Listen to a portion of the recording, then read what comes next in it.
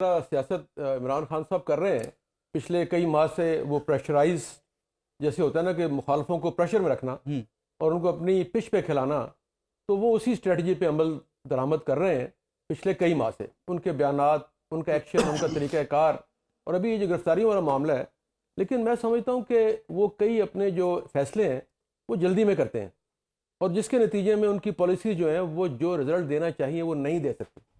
گرفتاریوں والا معاملہ بھی جو ہے یہ میرا خیال میں اس کا کوئی مناسب وقت نہیں تھا، کیونکہ بہت سے مسائل کورٹ میں ہیں اور کئی معاملات جو ایسے ہیں جو ان کے خلاف عدالتوں میں چل رہے ہیں اور ان کے جو مخالف ہیں ان کے خلاف بھی. تو میرا یہ خیال ہے کہ ایک تو پراپرلی گرفتاریوں کے لیے ہوم ورک نہیں کیا گیا، کیونکہ جو کل میں نے منظر دیکھا اس میں اگر پراپرلی پارٹی کے اندر کام ہوا ہوتا، پارٹی آرگنائزیشن کا کام ہوا ہوتا، لیڈرز نے ہوم ورک کیا ہوتا، تو جیسے عمران خان صاحب توقع کر رہے تھے، انہوں نے اعلان بھی کیا تھا کہ ہزاروں لوگ آئیں گے، تو میرا خیال ہے کہ وہ شاید ان کا جو خواب پورا نہیں ہوا، وہ ٹارگٹ اچیو نہیں کر سکے. اور اس میں جب ٹارگٹ اچیو نہ ہو تو یقیناً جیسے پہلے لانگ مارچ تھی، اسلام آباد میں دھرنے کا معاملہ تھا، تو اس طرح یہ بھی ریٹریٹ ہو جائے گا.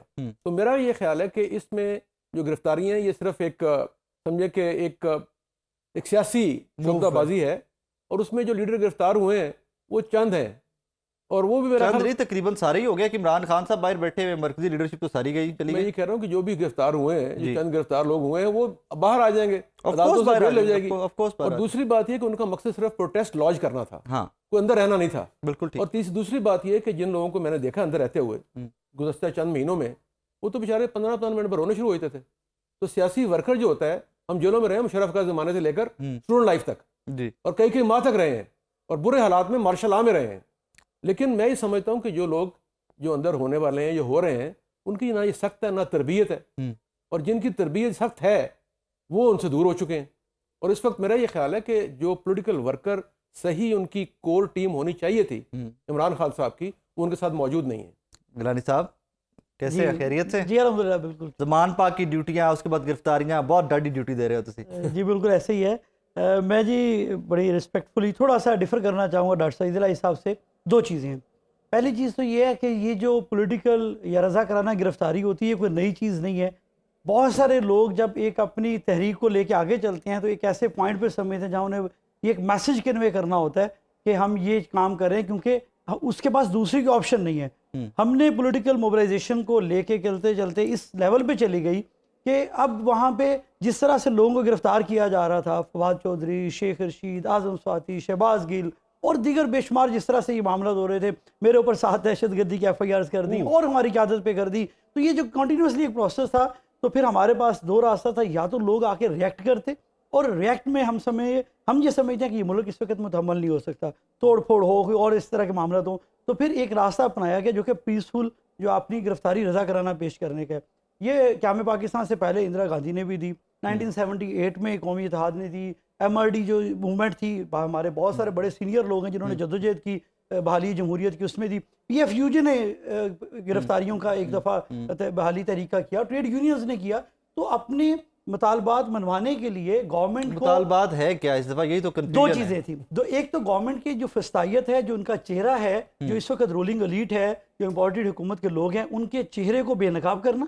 دوسری چیز یہ ہے کہ رول آف لا کے لیے کھڑے ہونا. ہمارا یہ مقصد یہ ہے کہ عوام کی منتخب کردہ جو لوگ ہیں وہ اقتدار میں آئیں، اور وہ اقتدار میں آ کے پالیسی ڈیسیژن وہ کر سکتے ہیں. نگران حکومت کا کام ہے ڈے ٹو ڈے میٹرز چلانا، وہ پالیسی میکنگ نہیں کر سکتے. اب جو گرفتاریاں ہوئی ہیں آپ آئیں اور 3 سال کے لیے آپ پوسٹنگ اس پہ گرفتاریاں جو ایک ویڈیو کلپ میں نے دیکھا شاہ محمود قریشی صاحب کا، وہ کہتے ہیں میرے سی پی او کے دفتر جا رہا تھا، سی سی پی او کے، میں نے بھی پھاڑ کے گرفتار کر لیا. آپ نے وہ کلپ دیکھا ہوگا؟ بالکل دیکھا. اب اس کے اندر میں کس کو ذمہ دار ٹھہراؤں، نگران حکومت کو یا مرکزی حکومت کو؟ دیکھیں دو چیزیں ہیں. ہماری جو پلاننگ تھی اس میں تو جب اس سے پہلے ایک رات پہلے شاہ محمود قریشی صاحب کا کاشف عباسی کے پروگرام، انہوں نے کہا جی میں پہلا شخص ہوں گا گرفتاری دینے کے لیے، آن ریکارڈ موجود ہے. یہ بالکل نہیں. لیکن ہم نے جو تیاری کی بات کی، یہ ایک ٹوکن گرفتاری ہوتی ہے. ہمارا خیال تھا، میں خود اس میں انچارج تھا، 200 لوگ ہم نے بنائے جو رضاکارانہ تیار کیے، جن کو ہم نے بیج لگائے، جن کو جو آگے فرنٹ لائن پہ تھے. لیکن آپ نے چشمے فلک نے دیکھا ہے کہ وہاں پہ چیئرنگ کراس پہ جب یہ پتا تھا کہ وہاں پہ پولیس وینز کھڑی ہیں چاروں طرف اور اس طرح سے یہ پکڑ دکڑ کر سکتے ہیں، ان کا پہلے ہی فسطائیت والا چہرہ تو سب کے سامنے ہے، تو ہزاروں کی تعداد میں لوگ موجود تھے. آپ کے کیمراز نے وہاں پہ اس کو کور کیا. تو اس کے بعد جب ہم گئے ہیں تو انہوں نے سب سے پہلے لیڈرشپ کو کیا. آپ نے دیکھا ہوگا کہ گاڑیوں کے لیڈرشپ اوپر خود گاڑیوں میں چلی گئی ہے. جب گئے تو اس نے کہا کہ آپ انڈر ریسٹ ہیں, شاہ صاحب کو کہا جب انہوں نے کہا جی بالکل ٹھیک ہے ہم آئیں. وہ بہت سارے لوگ گئے ہیں, پھر اوپر چڑھ گئے ہیں, دوسری کئی ایک گاڑیوں پہ لوگ اوپر چڑھے ہمیں گرفتار کرنے, لیکن انہوں نے گرفتار نہیں کیا.